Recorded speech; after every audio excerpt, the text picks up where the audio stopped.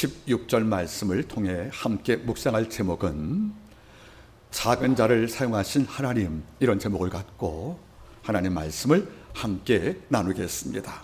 제목을 한번 따라하겠습니까? 작은 자를 사용하신 하나님. 함께 말씀을 나누겠습니다. 우리말에 심상치 않다, 이런 말이 있습니다. 오늘 날씨가 구두니 심상치 않네. 몸이 여전같이 알아서 내 건강이 심상치 않네. 또는 환경이 근래 나빠서 경제가 심상치 않다, 이런 말을 우리가 종종 사용을 합니다. 여러분, 심상치 않다는 말은 심상하지 않다, 그런 말입니다. 바꿔 말하면 심상하다의 반대말이라는 것입니다. 그러면 심상하다의 심상, 이 말 뜻이 무슨 말입니까? 이런 뜻입니다. 원래 심상치 않다의 심상이라는 말 뜻은 길이를 나타내는 하나의 표기입니다. 바꿔 말하면 심상은 단순한 말이 아니라 어떤 길이의 어떤 도량의 문자라는 것입니다. 심이라는 말은 바로 8자, 약 2m 정도가 됩니다. 상은 모두 16자입니다. 다시 말하면 약 4m가 됩니다. 그러면 심상하다의 심상이라는 말이 무슨 말이냐면 한 평밖에 안 된다, 이런 말이에요. 이러니까 우리가 맞지 않습니까? 심상치 않다, 그런 말 뜻은 보통 심상하다 그러면 한 평밖에 안 되는 것이니까 어떤 존재입니까? 아주 미약하고 쓸모없다는 것이에요. 그러니까 우리가 보통 너는 심상해, 그러면 너는 능력이 없어, 너는 가치가 입증되지 못해서 별로 쓸모가 없어, 이런 멸시의 용어입니다. 이런데 심상치 않은 거예요. 보니까 특별한 거예요. 멋있는 거예요. 우리가 볼 수 없던 능력이 있는 거예요. 이렇다는 말입니다.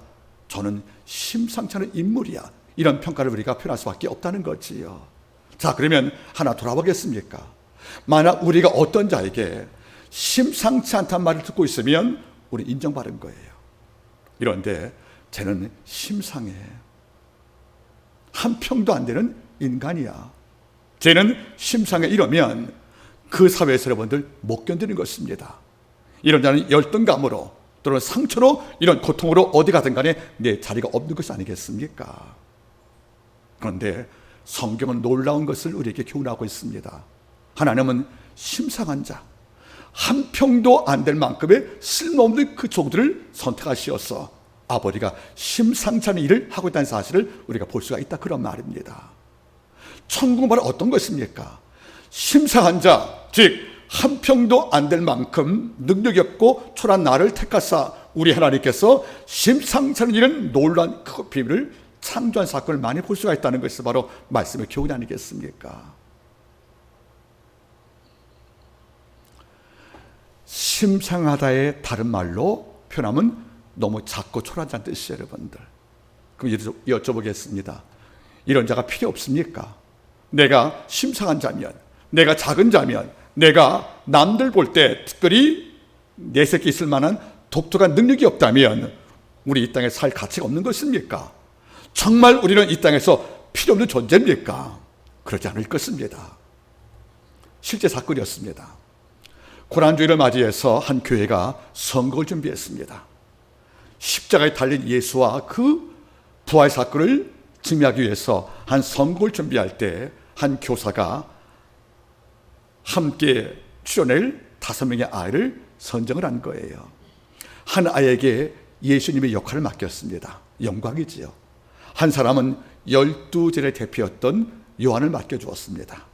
또 한 제자에게는 예수를 재판했던 빌라도를 맡겨준 거예요. 또 한 사람은 십자가 못 박을 로마 군사를 맡겨주었습니다. 이제 한 명이 남았거든요. 그 한 명은 기대한 거예요. 내가 어떤 역할을 맡을 것인가. 이런데 교사가 말합니다. 넌 소품 담당이라고, 넌 가서 십자가나 준비하라고. 순간 이 아이가 너무 상처를 받은 거예요. 인물도 실력도 내가 난데 왜 나는 예수 역할이 안 되고, 하다못해 빌라도 같은 주역이 못 되고 제자 같은 특별한 자리에 못 앉는가? 나는 왜 요한이 못 되고 나는 왜 로마 군사가 못 되리? 이런 상식 때문에 그날 밤 이탈해버린 거예요. 말도 없이. 그럼 멀리 가버렸습니다.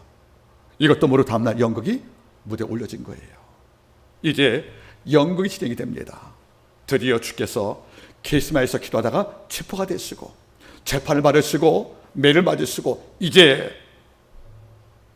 골고다로 올라가야 됩니다. 그래서 여러분들 앞을 보고 옆을 바라보니까 십자가가 없는 거예요. 이걸 담당한 소품 담당자가 내가 작은 일을 맡았다고 도망을 쳐버린 거예요. 십자가를 치고 올라가야 되는데 그게 준비가 안 됐단 말이에요. 그러면 연극이 진행이 됐겠습니까? 거기서 끝났다는 겁니다. 이 아이는 몰랐다는 거예요. 십자가가 그 연극에 가장 중요하다는 것을, 그리고 내가 맡은 그 일이 역할이 작은 게 아니라 정말 중요하다는 사실을 몰랐다는 것이 아니겠습니까? 바로 이거란 말이에요. 때로 어떤 일을 우리가 볼 때 작게 보이는 거예요. 내가 봐도 나는 상심한 존재밖에 안 되는 거예요. 이런데 넓게 보면 하나님께서 큰 그림을 그리기 위한 가장 중요한 도구로 작은 나를 아버지가 선정한 사실을 알고 있다면 우리는 내가 작다고 내 역할이 축소가 되었다고 아파할 리가 전혀 없는 것이 아니겠습니까? 한번 여러분 질문 드리겠습니다. 자동차의 모든 부품이 몇 개입니까? 5만 개입니다. 5만 개의 부품 가운데서 엔진이 가장 중요하지요. 이 엔진을 구동하기 위해서 필요한 부품이 바로 7천 개입니다. 그러면 엔진을 움직일 그런 모든 동반되는 도구가 7천 개인데 이 가운데 하나만 상실되어도 차는 작동할 수 없다는 겁니다. 여러분, 작은 게 아니라는 거예요. 남들이 나볼 때 너는 불 가운데 건조히 끄스린 나무 같아 이리 평가해도 주 볼 때에는 내가 이런 존재가 아니라는 것이 아니겠습니까?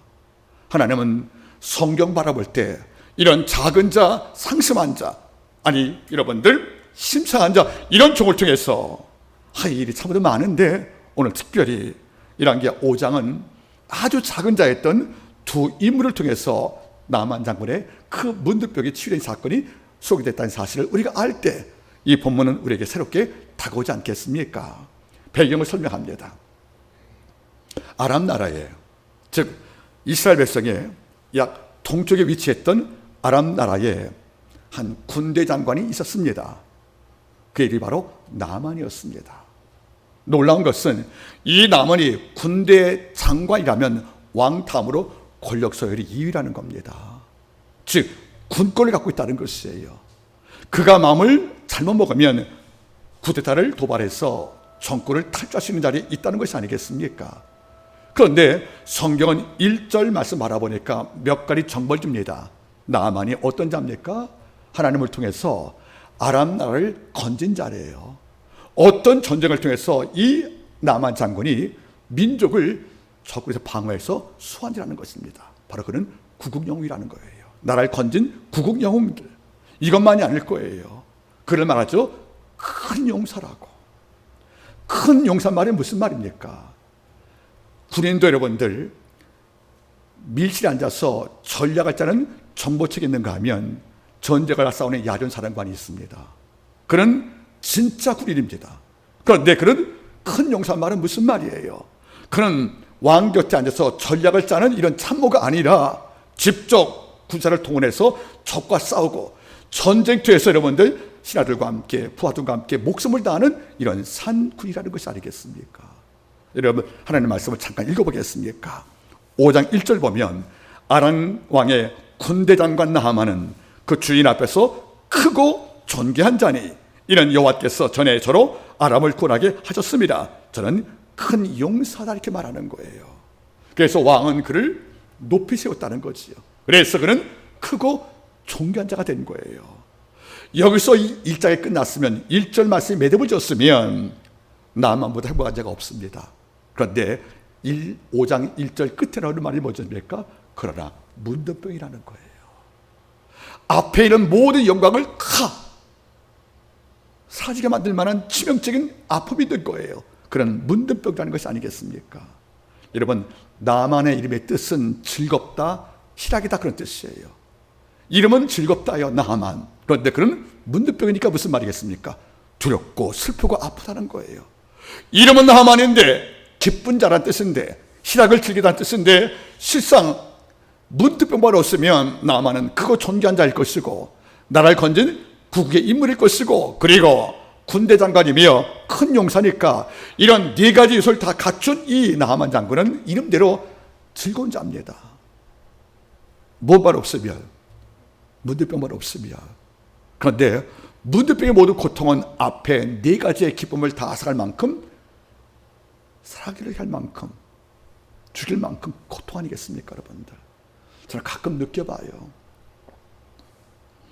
나스메 수세키의 소설 가운데서 나는 고양이로 소이다, 거기에 문장 가운데 제가 몇 번 언급을 했지요. 여러분, 곁에 있는 자가 그렇게 평안해 보이더냐, 부럽더냐, 가까이 가서 그의 가슴을 두드려봐라. 그러면 그 마음속에서 슬픈 소리가 들릴 것이다. 이걸 거란 말이에요. 아람 나라의 모든 백성은 나만을 왕답으로 좋아했어요. 크고 존귀한 자, 나라 건진 자, 군대 장관, 그리고 큰 용사, 이런 인간의 정말 화려한 타이틀을 다 갖고 있는 이런 인물이니까 집 밖에서 갑옷과 훈장을 찬 이런 나만을 바라볼 때마다 모든 자는 부러웠고 이런 인물이 없다는 것이에요. 그런데 그가 집에 들어가면 군복을 벗어야 합니다. 갑옷을 벗습니다. 그러면 가족만이 아는 육체병, 썩은 냄새가 나는 문득병자 아니겠냐, 그런 말이에요. 전 여기서 잠시 짚고 넘어갈 게 있습니다. 이 땅에 권력을 잡은 자들 참 많습니다. 학문에 탁월하 해서 모든 자에게 교훈을 주는 자도 참 많다고 생각합니다. 어떤 분은 자산이 많아서 말 한마디면 모든 문제가 처리할 만한 권력도 있습니다. 권력자들도. 하지만 우리가 냉정히 따지면 그분들 안에 그리스도가 없다면, 혹 그분 안에 예수의 복음이 없다면, 그는 훈장을 차고 갑옷 입었던 나만이 그 속에 감추고 있던 문득병 같은 이런 죄 때문에 결코 인생은 행복할 수 없다는 사실을 우리가 발견하기를 바라는 것입니다. 여러분, 혹 우리는 화려한 갑옷 뒤에 안에 감추어진 문득병, 세상이 날 볼 때는 눈부실 만큼 화려한 이런 권력과 황금을 누리고 살지만은 우리 마음속에 예수의 보혈을 경험하지 못한 우리 심령은 죽어가는 영혼과 다름없다는 사실을 먼저 알기를 바랍니다. 그런데 놀라운 사건이 벌어진 거예요.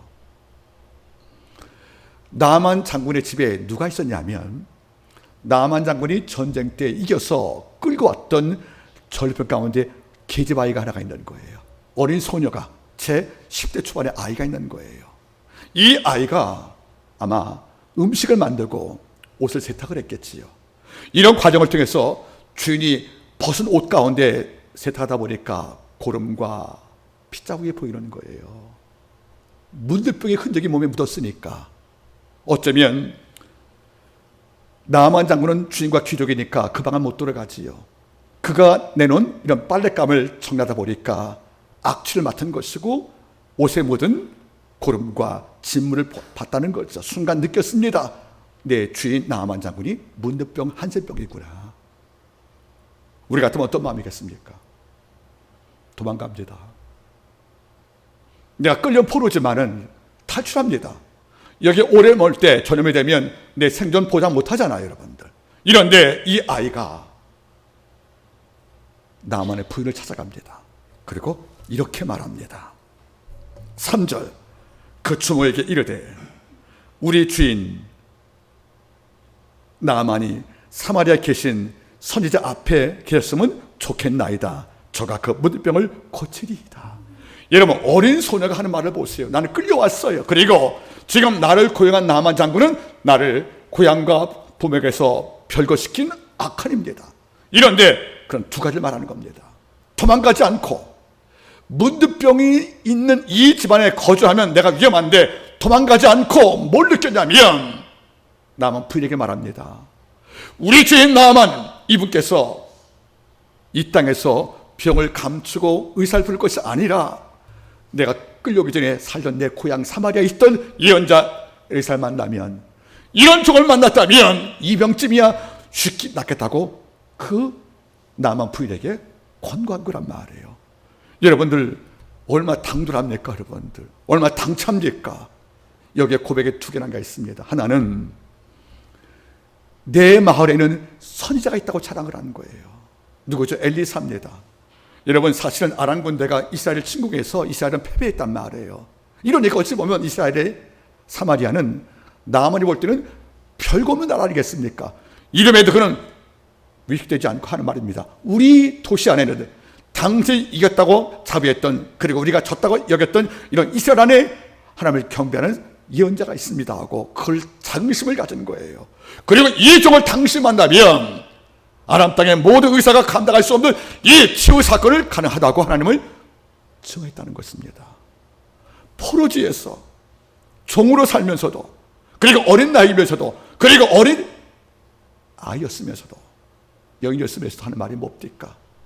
이방 땅에 끌려가도 내 땅의 예언자가 이런 병쯤은 병도 아닐 만큼 취할 걸 믿고 있었던 확고한 믿음이 이 아이 마음에 존재한 것이 아니겠습니까? 바로 그가 작은 자입니다.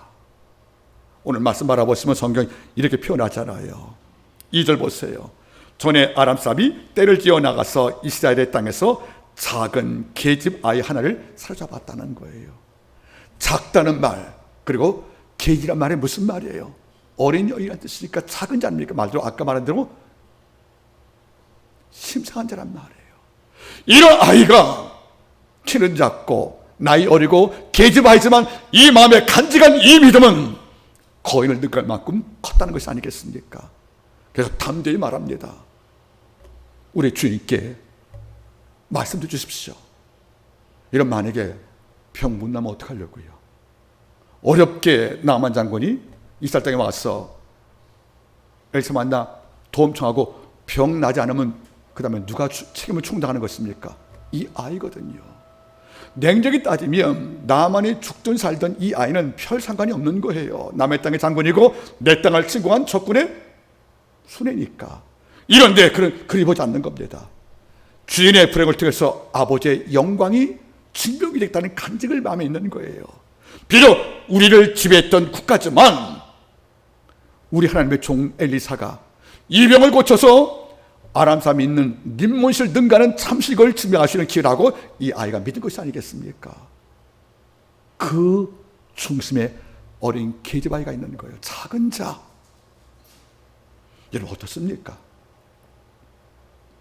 우리는 가끔 생텍쥐페리 어린 왕자의 글처럼 어른들은 참 이상해. 모든 걸 다 숫자로 평가한다.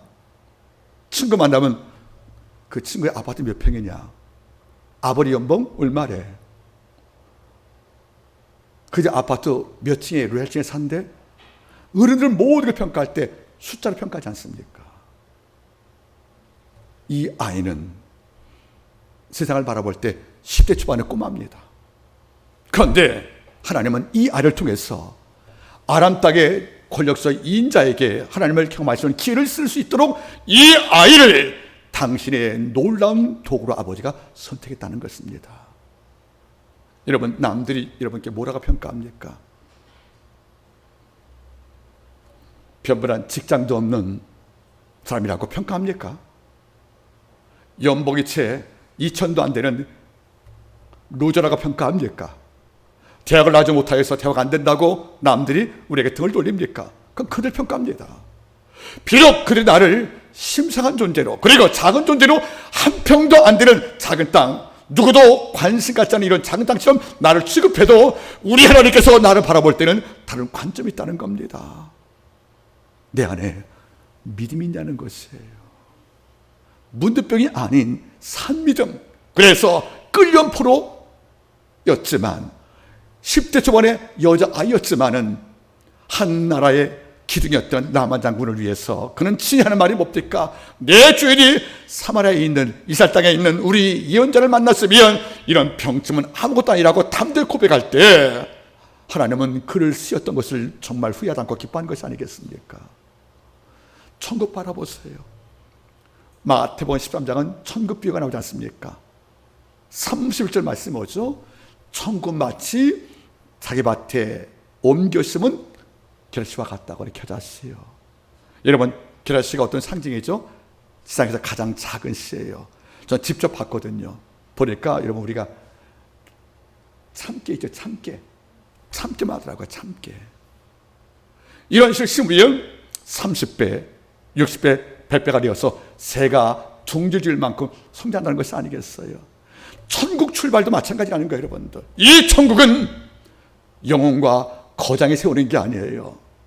기다시지만은 산 믿음이 있는 자, 비록 노예를 끌려왔지만은 내 땅에는 예언자가 이런 병쯤은 문제없이 취할 거라고 믿는 이런 산신앙, 이런 자를 통해서 아버지가 일하는 것이 아니겠습니까? 오늘 본문은 말하는 거예요. 첫 번째 교훈이 작은 자가 주 안에서 작은 자가 아니라는 거예요, 여러분들. 이걸로 끝났습니까? 이 나만 장군이 그 말을 아내에게 들은 거예요. 참 저는 고마운 게 있어요. 어린 여종이 자기 아내에게 한 말을 그 아내가 나만에게 한 거예요.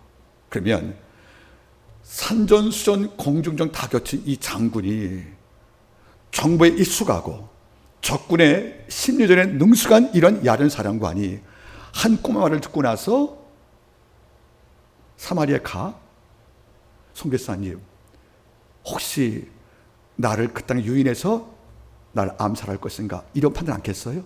충분히 가능하죠. 이 정보가 확실한 게 아니란 말이에요. 이 정보가 계략할지 모른단 말이에요.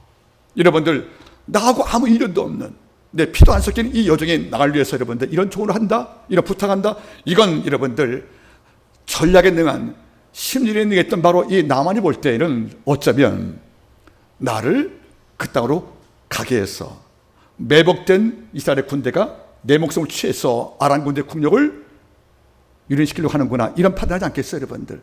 갈 수 있습니까? 못 간다는 겁니다. 그런데 놀라운 게 있어요. 따라가세요. 나하만은 듣는 귀가 있었다. 이 말을 듣고 자기 왕을 찾아간 거예요. 왕을 찾아가서 이 아이의 말을 전하고 나서 나를 잠시 국방의 업무에서 배제시키고 이 땅에 내려가서 예언자를 만나고 돌아오게 해주십시오. 이 병을 고치고 나면 내가 그 은혜로 아람 군대를 더 강하게 만들겠습니다. 이렇게 왕에게 부탁을 한 거예요. 여러분, 놀랍잖아요. 의심하시는 상황에서 의심하지 않고 믿었다. 그것도 직접 들은 것도 아니고 어린 소녀가 자기 아내에게, 이 아내가 나에게 한 말을 다 듣고 마음에 결단할 때 무슨 말입니까? 들을 기회가 있다는 겁니다. 이걸 왕이 들었어요. 아람 왕이. 그래서 그에게 뭘 줍니까, 여러분들? 은, 연, 달란트, 금 6,000개, 옷 10벌을 주고 나서 이걸로 사례금을 삼아서 예언자 만나라고 왕이 후원해 줬다는 거예요. 이 왕도 참 멋있는데, 여러분들. 여러분들, 은, 연, 달란트, 금 6,000개, 옷 10벌이면 한화 가치로 여러분들 20억입니다. 이런 20억을 왕이 준 거예요. 여러분, 거꾸로 보겠습니까? 이 정도 투자할 만큼 나아만 왕에게 필요한 존재였다는 겁니다. 이걸 받은 나아만이 이스라엘 왕한테 이걸 미리 보낸 거예요. 이걸 줄 테니까 당신 수와 예언자 엘리야를 나에게 소개시켜달라고. 그래서 여러분들, 이 왕이 글을 씁니다. 바로 친서. 그 내용이 바로 이겁니다. 보겠습니까? 5장 5절. 아람 왕이 가로되 갈지어다. 이제 내가 이스라엘 왕에게 글을 보내리라. 나아만이 곧다 날새 은 10달란트와 금 6,000개와 의복 10벌을 가지고 와서 이스라엘 왕에게 그 글을 전하니, 일렀을 때 내가 내 신하 나아만을 당신에게 보내오니 이 글이 당신의 일이거든 당신 그 문제병을 고쳐주십시오. 비록 이방 왕이지만 신하를 정말 아꼈다는 거예요. 20억을 여러분들 투자해서 왕한테 미리 보내서 사례금을 줬다는 거 아니겠습니까? 그러면 이스라엘 왕은 어떤 마음이 필요하겠습니까? 우리 땅에 있는 예언자 엘리사가 이렇게 탁월하구나. 그래서 강국이 와서라도 내 땅에서 도움을 구하는구나. 이런 영적 자긍심으로 반응할 때 어서 오십시오 하고 그를 모셔왔다면 물질도 벌고 이스라엘 때 여호와를 증명할 기회가 될 것이 아니겠습니까? 이런데 이 왕이 누군지 아십니까? 아합의 아들 여호람이었어요. 하나님의 없는 종이에요. 이러니까 이렇게 말해요. 이 편지를 보낸 이유는 다른 게 아니다. 그를 보내어서 우리가 병 못 고치면 이걸 빌미삼아 전쟁을 도발하려고 한 거라고 옷을 찢고 울고 앉아있네요. 여러분, 소녀가 믿음이 큽니까? 왕의 믿음이 큽니까? 지금 하나님을 증명할 계획을 하나님 주신 건데 이 왕은 이렇게 말하는 거예요. 이건 전쟁을 위한 빌미다. 그 병을 고치라고 명령해서 우리가 못 고치면 전쟁을 도발할 것이다. 이 왕 여호람 마음속에는 엘리사도 없고요, 야훼 신앙도 없고 영광의 주도 없는 거예요. 어쩌면 포로 끌려가는 소리보다 못난 이런 왕이 지금 권력을 잡고 있는 것이 아니겠습니까? 이게 답답하다는 것이 아니겠습니까? 그리고 오스고 우는 소가 얼마나 컸으면 그 소문이 누구에게 왔다는 거예요? 엘리사 기회에. 그가 말하는 거 찾아가서 왜 왕이 옷 찢느냐고, 지금 당장 그 장군을 보내라고, 내가 고칠 거라고 말씀하셔서 일막이 끝난 것이 아니겠습니까? 저는 많은 걸 느끼는 거예요. 왕관을 쓰고 자는 자, 왕관을 견딜 만한 어깨가 필요한 거예요. 일개 왕이 예언자 엘리사를 믿지 못해서 그가 못 고치면 전쟁이 도발할 거야, 이걸 빌미 삼아서 지금 이 아람 왕이 나에게 지금 계략을 짠 거야, 이렇게 접근하는 것이 아니겠습니까? 우리 같으면, 또는 바로 왕 같으면 이리 말할 거 아니겠습니까? 당장 보내라, 이 물질 필요 없다. 다만 네 신하 나하만이 병나하면 아람 부대가 믿는 님문신보다 우리가 기뻐하는 여호와가 그날 사실을 우리 공표하자. 이것이 왕의 담담 아니겠습니까?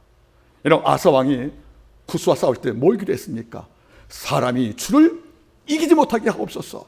이번이 야훼가 사람을 이기는 기회가 될 것이 아니겠습니까? 전쟁터에서 포로를 데려갔던 이 왕의 그 잘못을 징계할 수 있는, 이걸 견책하실 기회가 왔는데 이 왕은 옷만 춥고 화만 내고 있는 거예요. 참다 못한 엘리사가 나선 거예요. 8절 보세요, 여러분들. 하나님의 사람 엘리사가 이스라엘 왕이 자기 옷을 찢었다함을 듣고 왕에게 보내어 가라되, 왕이 어찌하여, 그러니까 답답하다는 거죠, 옷을 찢었습니까? 그 사람을 내게로 오게 하소서. 저가 이스라엘 중에 선지자가 있는 줄을 알게 할 것입니다. 즉 여호와를 경배하여 능력을 행사하는 이런 위대한 창조주의 종이 있다는 사실을 알게 하사 다시는 이 땅을 넘보지 못할 거라는 그 마음을 엘리사가 고백했다는 거죠. 저는 학교에서 강의할 때 그래요. 이 순간은 이스라엘 왕이 여호람이 아니고 엘리사가 왕이다. 차라리 엘리사가 정치했으면 이런 수모 안 달 것이 아니겠습니까? 이걸 듣고 지금 누가 왔습니까? 나아만이 온 거예요. 올 때 나아만이 어떤 자인지 아십니까? 들을 게 있었지만 교만한 자예요. 올 때 이렇게 왔다는 거예요. 5장을 좀 바라보겠습니까? 9절. 나아만이 이에 말들과 병거를 거느리고 이르러 이스라엘 지문에 왔다. 이런 말과 병거를 어디에 나갈 때 쓰는 거예요? 전쟁 때입니다. 지금 병거침을 받기 온 자가 뭘 끌고 온 겁니까? 군대 끌고 왔다는 거예요. 여러분, 이것은 뭡니까? 협력이 아니라 여러분들 협박하는 겁니다. 못 고치면 이 군대가 여기서 전쟁하겠다는 거예요. 이것은 병을 낫기 위한 태도가 아닌 겁니다. 어쩌면 우리의 위력을 과시해서 엘리사에게 복종을 요하는 이런 오만이 남아있는 것이 아니겠습니까? 비록 듣는 마음으로 절박하니까 왔지만 올 때 우리 같으면, 또는 진실이 겸비한 종 같으면 무기 없이 빈모를 필요가 있다는 거죠. 여러분, 우리가 알지요. 중세든 근대든 왕이 있는 궁전 들어갈 때 신하가 무기를 지참할 수 있습니까? 뭐 다 놓고 들어갑니다. 특히 여러분들, 바벨론 군대는 신하가 왕을 만날 때 맨발로 들어갑니다. 군복 다 벗고 칼도 놓고. 도움을 주고 내가 섬기는 왕 앞에 무기를 지참할 수 없다는 것이에요, 여러분들. 이런데 이 나만을 바라보세요. 듣고 왔지만 병 낫고 싶은 절박감 때문에 자신은 옳지 않은 거예요. 말과 병걸 준비해서 마치 위압하듯이, 위력을 과시하듯이 와서 네가 내 병 안 고칠 거야, 이런 몽골의 압력을 행사하는 것이 아니겠습니까? 그래서 엘리사 문 앞에 온 거예요. 근데 엘리사가 누굽니까? 안 나가요. 네가 말과 병거로 위협해도 안 나갑니다. 그리고 총을 보낸 거예요. 이렇게 말합니다. 요단강에 가서 이거 몸 닦으라고. 요단강은 여러분들 그냥 개울물 같은 강이에요. 큰 강이 아니에요, 여러분들. 거기서 몸을 닦으래요. 순간 화가 난 거예요. 성경 보죠, 여러분들. 노하여. 이 말이 반복돼요. 자, 보겠습니까? 5장을 좀 바라보세요. 11절. 나아만이 노하여 물러가되. 12절 끝을 보세요. 몸을 돌이켜 분한 모양으로 떠났다는 거예요. 노한단 말, 분노가 2번 등장하죠. 그러니까 화가 머리까지 올라온 거예요. 참을 수 없다는 거 아니겠습니까? 그리고 이런 말합니다. 요단강이 아닌 우리나라에 있는 다메섹에 아르마 강이 있다. 여러분 잘 보세요.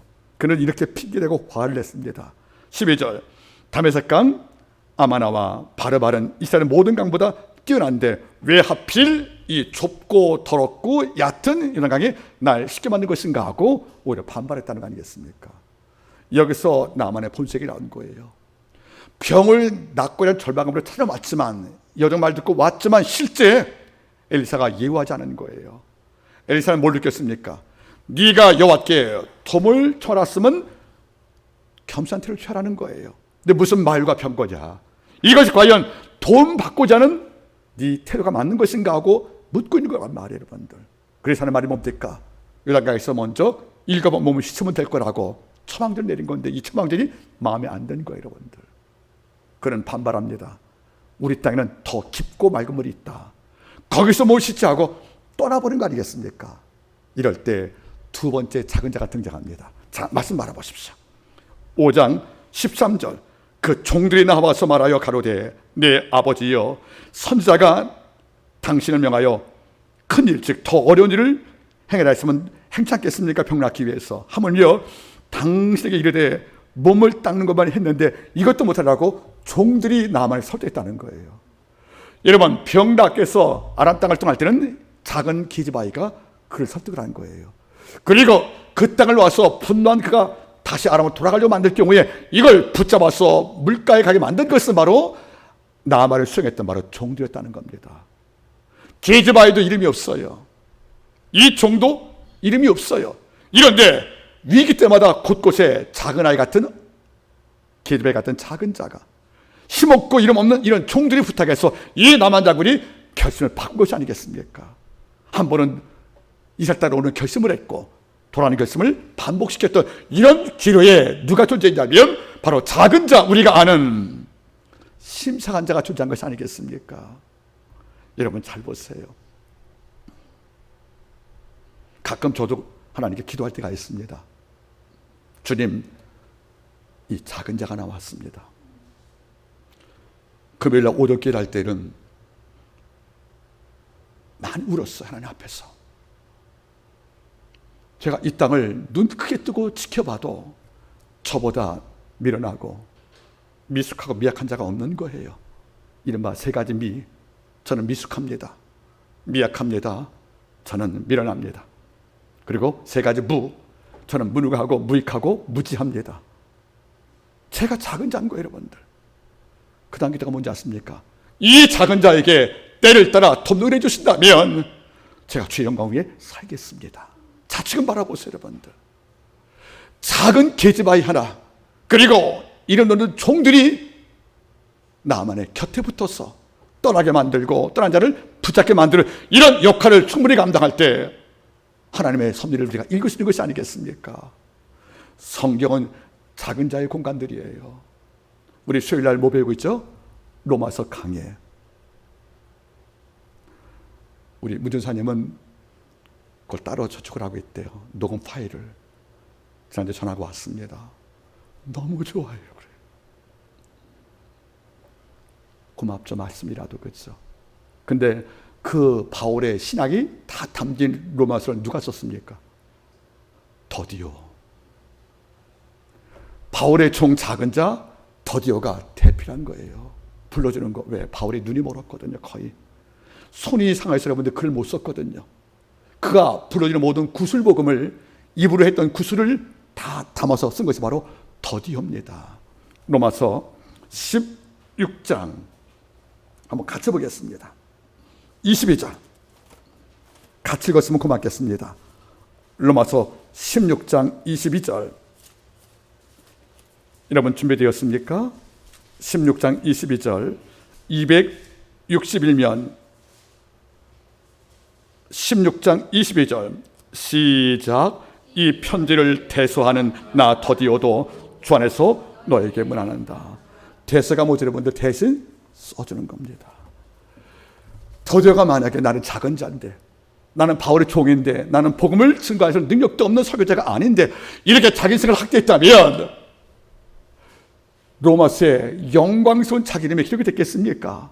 그는 바울의 구슬복음을 다 수해서 이걸 썼고, 누가 또 로마에 점이랬습니까? 베베가.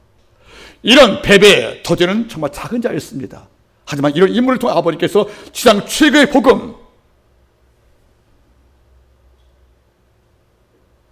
신학자의 말대로 이 땅에 모든 성경이 다 불타버리어도 로마서만 남아있다면 복음을 재건할 수 있다. 이런 로마서를 쓰는데 귀한 것이 아니겠습니까? 이것만이 아닌 거예요. 이스라엘 백성은 이 땅을 살 때 최고의 추억이 감격이 바로 출애굽 사건이에요.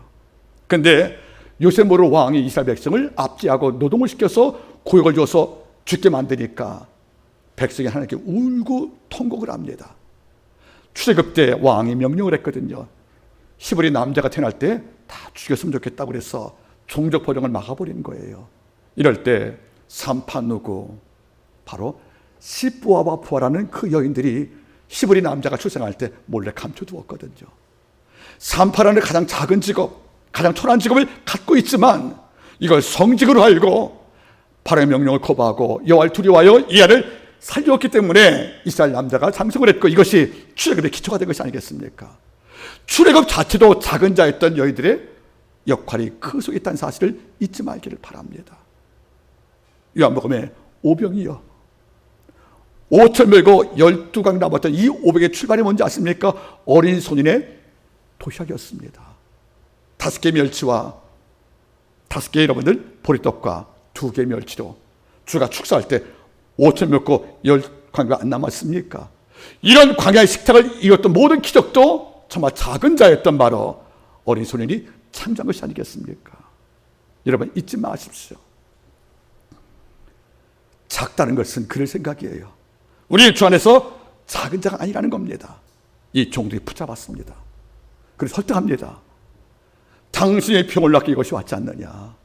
만약 그 예언자 엘리사가 당신 병을 낫게 한 처방전이 만약에 말 1000피를 바쳐라, 종 100명을 바치거라, 네 팔을 자르거라, 이렇게 큰일 명령이 아니지 않습니까? 그냥 단지 몸을 따는 것뿐인데 이것도 못합니까? 하고 설득했다는 거예요. 이런 큰일을 부탁하지 않고 사소한 걸 부탁했는데 이것도 수정하지 않는다면 어찌 병을 낫겠냐고 설득할 때 나만이 뭐를 있었다고요? 듣는 귀는 듣고 돌이켜서 몸을 씻었답니다. 결과 보겠습니까? 열왕기하 5장 같이 읽어보기 바라겠습니까? 13절 시작. 그 종들이 나와서 말하여 가로되 네 아버지여 선지자가 당신을 명하여 큰일을 행하라 하셨다면 행치 아니겠습니까? 하물며 당신에게 이르기를 씻어 깨끗게 하라 하리이다. 같이 읽겠습니까? 14절 시작. 나아만이 이에 내려가서 하나님의 사람의 말씀대로 요단강에 7번몸을 담그니 그 살이 여전하여 어린아이의 살같이 깨끗하게 되었더라. 아멘. 우리는 답을 얻었어요. 강물이 고친 게 아니구나. 요단강이 벽을 고치는 신비한 강이 아니었구나. 말씀대로 행할 때, 즉 예언자의 명령을 듣고 고집 꺾고 자존심을 꺾고 의심을 꺾고 말씀대로 강에 들어가 몸을 씻을 때 이 병이 나았다는 겁니다. 여러분들 메리트 연못에 들어갈 때 병 낫는 게 아닌 거예요. 특별히 유명한 기도원 간다고 병 낫는 게 아니란 말이에요. 여러분 능력 많은 목회에게 안수한다고 여러분들 병 낫는 게 아니란 말이에요. 내 마음속에 하나님의 말씀이 살아있었어. 이 말씀의 약속을 믿고 끝까지 붙잡는 자에게 하나님께서는 불치 문득병을 어린아이 살로 바꾸시는 역사를 창조할 수 있다는 것입니다. 여러분 잊지 마세요. 선지자의 말씀대로 행할 때라는 것은 무슨 말입니까? 말씀에 부복했다는 거예요. 내가 말씀에 굴복했다는 것이 아니겠습니까? 이 땅에서 가장 강력한 증거가 뭔지 아십니까? 말씀에 대한 약속이라는 겁니다. 여기에 기꺼이 수납할 때 병이 나았다는 겁니다. 여러분들 따라하겠습니까? 강물 안에 병을 치료하는 신비한 묘약이 있는 게 아닙니다. 순종과 복종과 기쁨으로 순응할 때 일반 강물, 더러운 요단강이 그 몸을 닿게 있다는 거 아니겠습니까? 여러분 가끔 저는 이걸 느껴볼 때가 있습니다. 그러면 나만 장군이 요단강물에 7번 몸 닦으려면 제일 먼저 뭐 할 필요가 있습니까? 입고 있던 갑옷을 벗어야 합니다. 병거와 말을 데려올 때 착용했던 갑옷과 창검을 다 벗어야 합니다. 그리고 빈몸으로 물에 들어가는 것입니다. 바로 이거예요. 우리가 죽게 나올 때 갑옷을 벗고 오는 겁니다. 교회가 신령한 샘물이라면, 예수의 보혈의 물이라면, 여기에 우리가 은혜받고 몸을 담고서 내 영역이 치유받으려면 죄의 옷은 물론이고 사장이라는 옷, 정치라는 그런 교만한 옷들, 내가 박사학의 몇 기라는 이런 지조만의 이런 모든 의상을 다 벗어버리고 주여 빈몸 맨몸으로 교회 오지 않으면 주의 은혜가 임할 수 없다는 것을 먼저 기억하기를 간곡히 바랍니다. 이제 말씀에 매듭을 짓기를 소원합니다. 주 안에 작은 자 없습니다. 사적교회는 죽은 자였지만 주는 한 무리를 주목했습니다. 너희 교회가 죽었다. 너는 사탄 맞으면 내가 볼 때 넌 죽은 자다. 그런데 내가 또 하나를 봤다. 네 교회 안에 옷을 더럽히지 않은 흰 옷 입은 자가 몇 명 있다는 거예요. 그게 바로 작은 자들입니다. 하나님의 교회가 주의 나라가 임하려면 명성과 권력과 유명세를 갖고 있는 이런 목회자와 이런 성도가 이 땅을 바꾸는 게 아니란 말이에요. 씨가 미랄이 묵묵히 썩듯 내가 작은 자지만, 그리고 땅을 썩는 미랄이 소리 없이 썩고 남들이 보지 않고도 그냥 썩어가는 이런 관심밖에 존재지만은 그 미랄 썩을 때 그 밭에서 수십 명을 살리는 양식이 났던 것처럼 우리가 교회 안에서, 내 가정 안에서, 내가 며느리면 시댁 안에서, 내가 사이면 처가댁 안에서, 내가 아들이면 우리 가정 안에서, 내가 사회인이면 직장 안에서 작은 자의 모습으로 열등감이 아닌 작은 자를 쓰시어서 이 땅을 부끄럽게 하시는 작은 자, 작은 계집과 작은 자 족을 통해서 나만의 큰 거목을 회심을 시켰던, 그래서 돌아가서 그가 이스라엘 땅에서 갖고 온 흙으로 단 쌓고 나만의 여호와를 경배하는 모습이 그 다음에 나온단 말이에요. 님문신을 경외하고 왕을 수상했던 이런 나만 장군의 인생을 누가 바꾸냐면 바로 작은 자 계집아와 작은 자 종 아니겠습니까? 그걸 통하여 나만은 회심을 경험했고 마지막에 이스라엘에 취했던 그 흙을 쇠 싣고 돌아가서 단 쌓고 왕 몰래 여호와를 경배했던 것이 바로 나만 장군의 인생이었습니다. 여러분, 누가 날 평가하는 것은 중요하지 않습니다. 지금 내 모습이 내 전부가 아니거든요. 그래 작은 자라고 나를 피금이라고 나를 난쟁이라고 아무리 탓하고 나를 무능하다고 너는 심상한 존재라고 한 평짜리 존재라고 평가해도 거기에 동의하지 마십시오. 나는 지금도 충분히 주께서 기적을 창조할 통으로 선택될 이유가 있다는 사실을 믿고 아버지 앞에 말씀대로 주나가시는 신앙이 역사하기를 간절히 바라겠습니다. 기도하겠습니다. 하나님 아버지, 우리가 초라한 자라고 실패한 자라고 못난 자라고 경제에 무능한 자라고 속삭이는 악한 자 위습에 우리가 속지 않게 도와주시기를 간절히 원합니다. 겁이 많아서 미디안 군대 침공이 두려워서 창고에서 몰래 밀타작했던 이런 바로 기도를 향하여 기뻐로 할 큰 용사 불렀던 여호와를 우리는 기억을 합니다. 어부 베드로에게 아버지 큰 반석 베드로의 이름을 심어주신 만군의 주님을 기억을 합니다. 지금도 작은 자를 통해 일하시는 만군의 주여, 내가 작은 자가 되되 깨끗하고 어린아이같이 소녀같이 끌려왔지만 내 땅 여호와를 자랑하고 병고에서 확실했던 이런 분명한 믿음이 작은 자들에게 있음을 통하여 아버지가 큰 자로 쓰임받게 도와주시기를 간절히 원하며 모든 말씀을 예수님의 이름으로 기도드립니다. 아멘. 우리